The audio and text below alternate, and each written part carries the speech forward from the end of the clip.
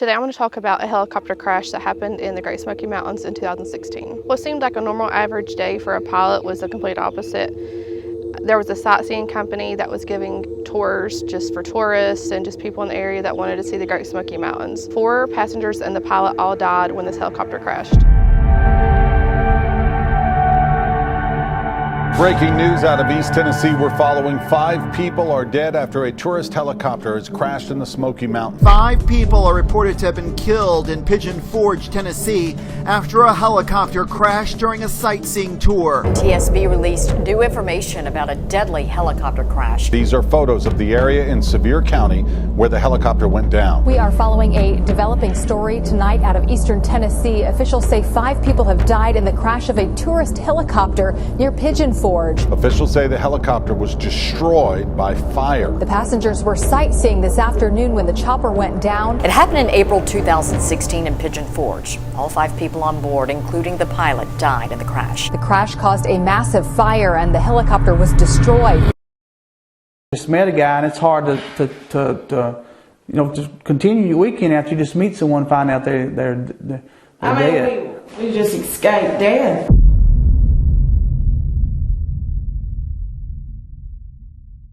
Hey guys, welcome back to my channel. Today I'm going to talk about a fatal helicopter crash that happened on April 5th, 2016 in Sevierville, Tennessee. So investigators headed to the scene where they heard that a helicopter crashed.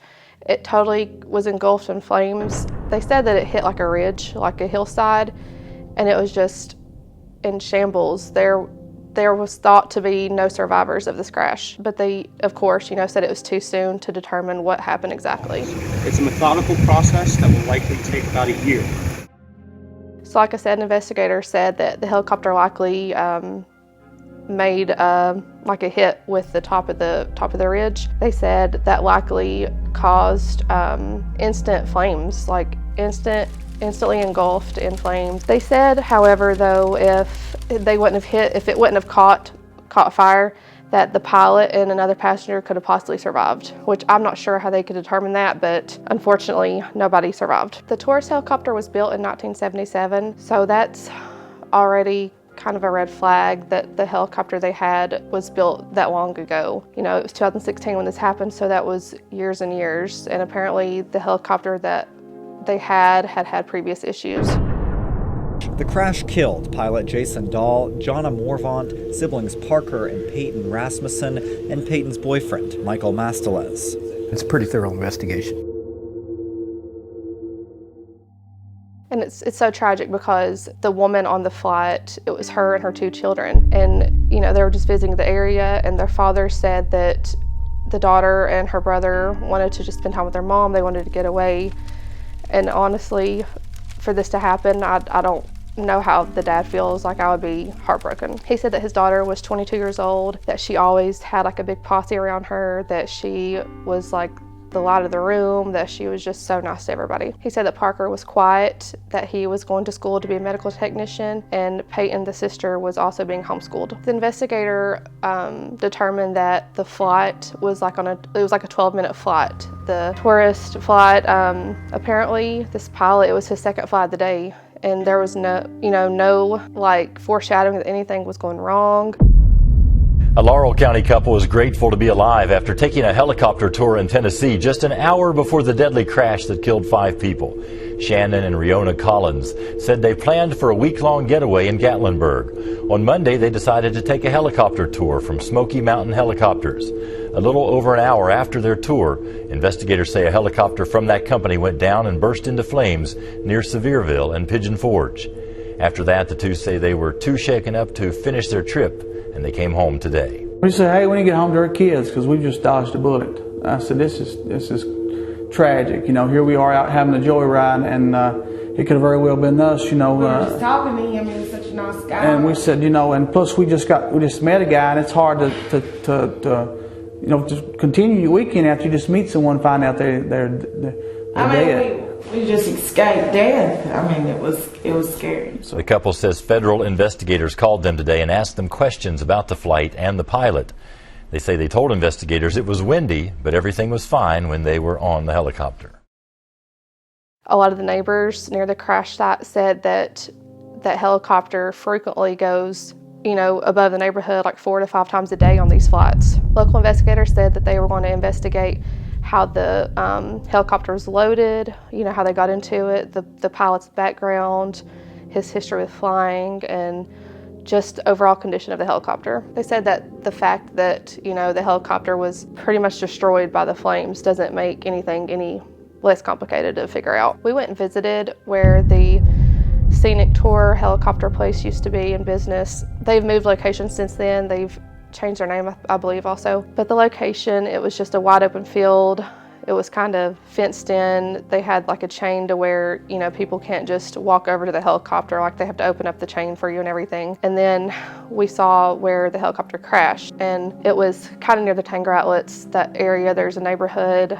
It's just, I can imagine just looking out my window and seeing a helicopter crash and just flames like that. And that's what a lot of the neighbors said. They said that they were just looking out and they were totally helpless. They couldn't do anything. An investigative report to determine what exactly happened took over a year to come back.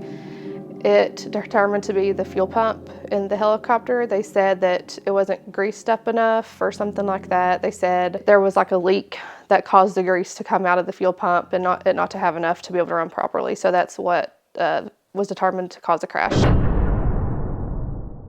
It's a pretty thorough investigation. Randy Safright is a crash investigator. He didn't work this case, but has been on the scene of around 50 different accidents. It's leaning towards a failure of a fuel pump. He says the NTSB's factual report, the information it will use to conclude what caused the crash, indicates issues with the fuel pump. If that fuel pump had failed or operating at a degraded capability, you wouldn't be getting the fuel in there to have the power to turn the main rotor. And that could have been the beginning of the end.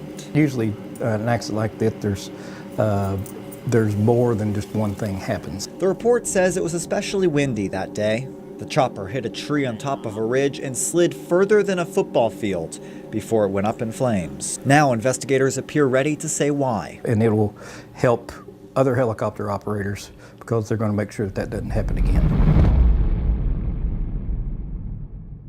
A witness, like I said, the neighbors, they were all witnesses. The cops talked to all of them.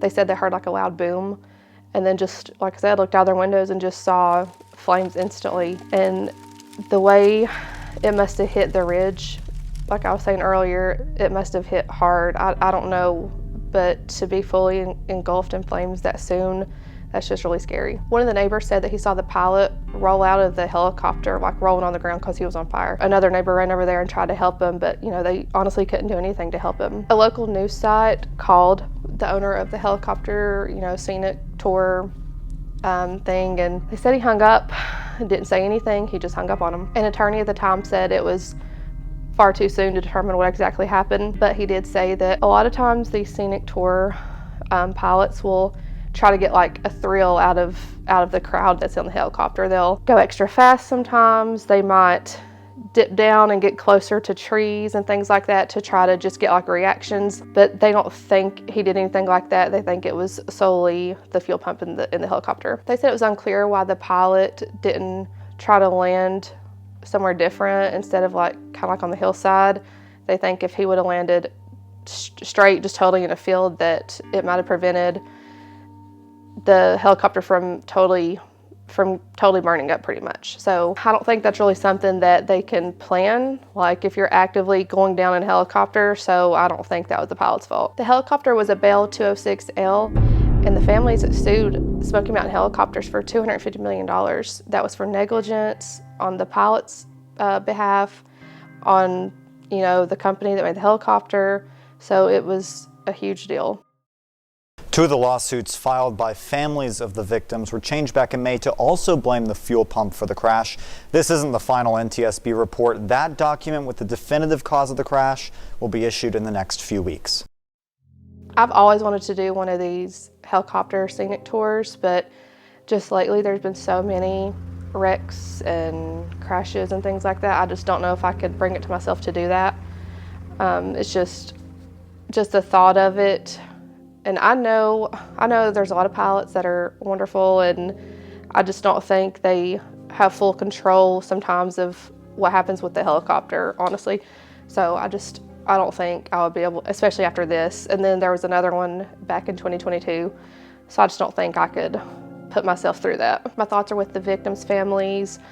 I can't imagine just how tragic this was, especially the mother and 2 kids on this scenic tour just want to enjoy their time in the Great Smoky Mountains. And unfortunately, there's just a lot of things that happen that's not in anybody's control. And I just hope they're just doing great. And I'll just think of them often, and just hopefully they're getting through everything okay. If you like this video, don't forget to like, comment, and subscribe. If you have any video suggestions you want me to do, local or nationwide, just leave it in the comments, and don't forget to catch my next video.